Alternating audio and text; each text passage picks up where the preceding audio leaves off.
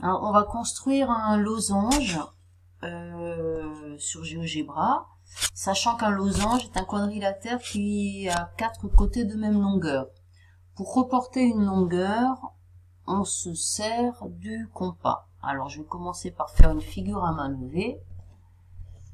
Donc, j'ai un losange A, B, C, D, 4 côtés de même longueur. Voilà. Et pour cela, donc, je vais tracer 2 cercles. Un cercle de centre A ici et un cercle de centre C. De même rayon. Alors, pour ça, je vais commencer par tracer un segment qui me servira de rayon. Alors, je vais pas le renommer, mais le losange n'aura pas le nom ABCD. Ensuite, bon, on verra après.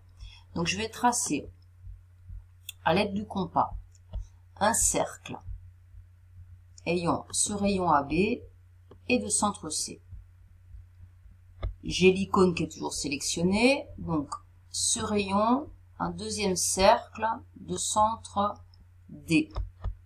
Ces 2 cercles se coupent en 2 points, donc premier cercle, deuxième cercle, les 2 points d'intersection se créent automatiquement. Voilà, et je vais tracer le quadrilatère C, E, D, F. Ce quadrilatère orange marron ici est répertorié dans la fenêtre algèbre sous poly 1 16,54, ce qui est son aire. Et ici j'ai des longueurs. Le segment CE mesure 4,16, le segment DF mesure 4,16, le segment ED mesure 4,16, le segment FC mesure 4,16, de la même longueur évidemment que le segment AB qui servait de rayon. Si je veux modifier les dimensions du losange, je vais déplacer les points A et B. Voilà. Donc là, j'ai toujours un losange, bien sûr. Je peux également animer ma figure en déplaçant mes points C et D. Voilà. Donc, on se rend compte là que mes 2 cercles, évidemment, ont toujours absolument le même rayon. C'est simplement les points C et D qui peuvent se déplacer. Donc, qu'est-ce qui change d'un losange à l'autre? Non pas les mesures des côtés, mais les mesures des angles, ici. Donc, l'angle ECF, l'angle CED. Et c'est ces mesures d'angle qui distinguent un losange d'un autre. Voilà. On peut mesurer les diagonales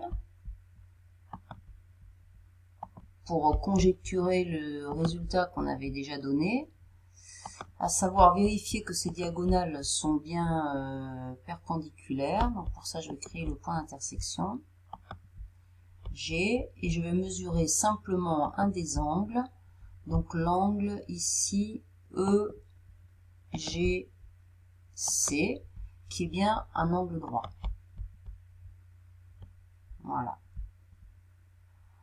Alors, il faudra mesurer les distances également entre les points pour vérifier que G est bien le milieu. Donc, la distance GE, la distance GF, elles sont égales. Donc, G est bien le milieu de EF car G est un point du segment et est à égale distance des extrémités du segment. GC,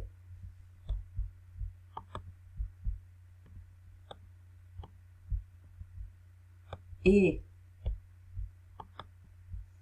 GD,